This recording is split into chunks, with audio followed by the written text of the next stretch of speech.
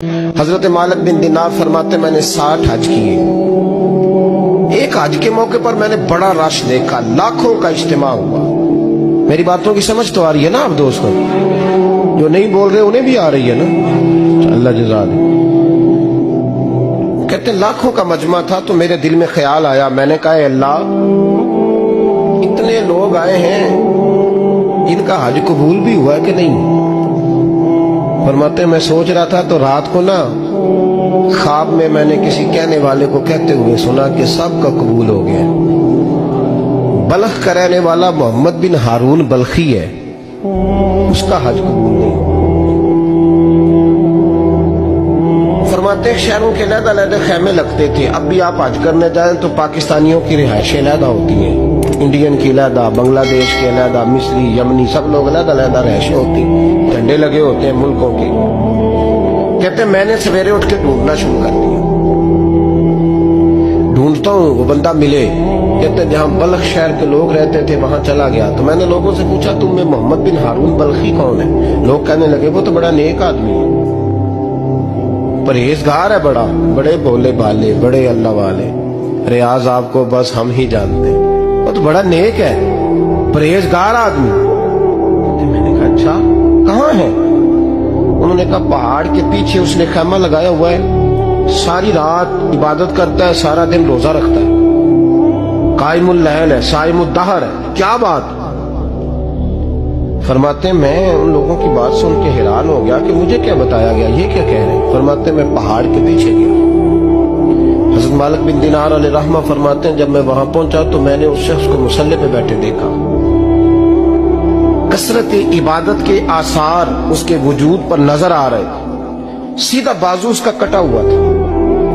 फरमाते 2 रक्ते मुकम्मल करके ना मैंने उसे अस्सलाम वालेकुम कहा तो मुझे कहने लगा वालेकुम अस्सलाम, आप मालिक बिन दीनार हैं?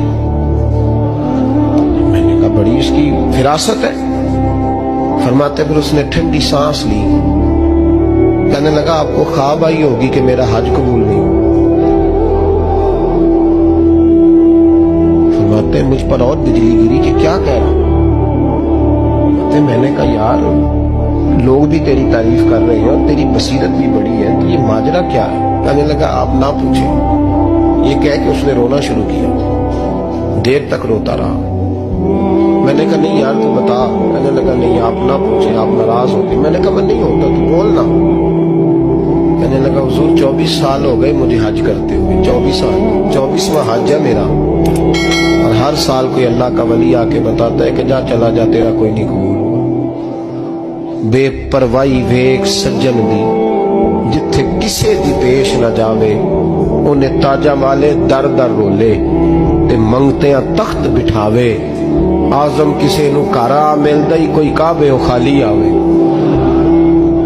कहते हैं उसने मुझे कहा हुजूर 24वां हज है, हर साल कोई बताता है। मैंने कहा तेरी गलती। कहने लगा मैं अपनी माँ का नाफरमान। मैंने कहा वाकया क्या हुआ? कहने लगा हजरत अल्लाह ने मुझे दौलत दी, माल दिया, जमीनें दी तो मैं अय्याश हो गया। इमाम मालिक बिन दीनार रहमतुल्लाह अलैह फरमाते हैं मुझसे कहने लगा पैसे आए तो मैं अय्याश हो गया। रमजान का महीना था, असर के बाद मेरी अम्मा इफ्तारी की तैयारी कर रही थी, मैं गया, मैंने कहा शराब पी हुई, अम्मा रोटी दे। अम्मा कहने लगी शर्म कर, शर्म कर, रोजा रखा नहीं तो जिन्होंने रखा है उनका तो ख्याल कर। कहते अम्मा की बात का मुझे गुस्सा लगा। मैं कहा करता हूं बदनसीब है वो बेटा जिसका बाप उससे बात करते हुए डरता है कि पता नहीं कहां से बोलेगा। बदनसीब नहीं वो बेटा जिसकी माँ उससे बात करते हुए सहम जाती है कि पता नहीं कौन सी बोली बोलेगा। बदनसीब नहीं कि माँ बाप भी जिससे खोल के बात ना कर सके। हजरत मालिक बिन दीनार से कहने लगा अम्मा ने जब कहा ना शर्म कर तो मुझे गुस्सा आया, मैंने माँ को थप्पड़ मारा और मेरी माँ जलते हुए तंदूर में गिरी। लोगों ने मुझे पकड़ के अंदर बंद कर दिया कमरे में।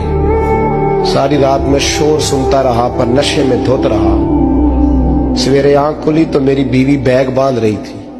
मैंने कहा कहाँ जा रही हो? कहने लगी जो माँ का नहीं बना मेरा कैसे बनेगा?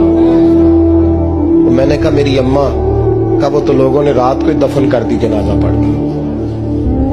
तड़प के कहने लगा मुझे क्यों नहीं बताया?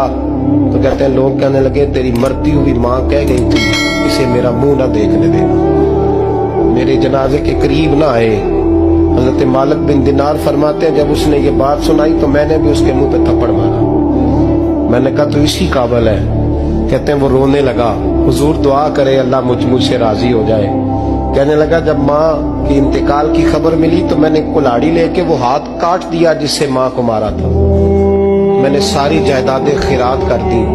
24 साल हो गए, 24 साल सारी रात नमाज पढ़ता हूँ, रोजा रखता हूँ, हज करता हूँ, पर हर साल कोई आके कहता जा दौड़ जा तेरा कोई नहीं कबूल हुआ। हुजूर दुआ करे मालिक राजी हो जाए।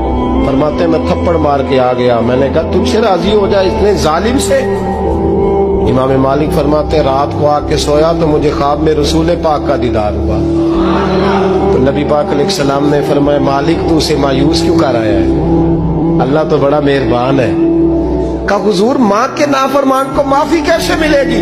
तो इमाम मालिक फरमाने लगे नबी करीम ने फरमाया जा उसे जाके बता दे तुझे कयामत में तेरी माँ की वजह से बख्श दिया जाएगा। कहा हुजूर अम्मा की वजह से किस तरह?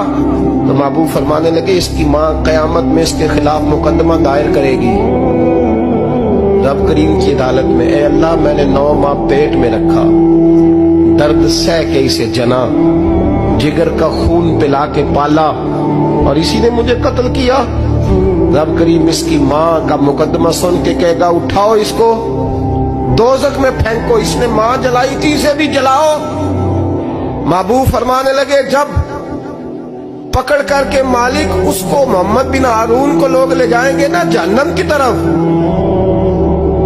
अभी फरिश्ते घसीटेंगे ही तो पलट के फिर अम्मा की तरफ देखेगा और दूसरी दफा फिर घसीटेंगे तो पलट के देखेगा और तीसरी दफा फिर पलट के कहेगा अम्मा ये मुझे जलाने लगे, अम्मा ये जहन्नम में फेंकने लगे।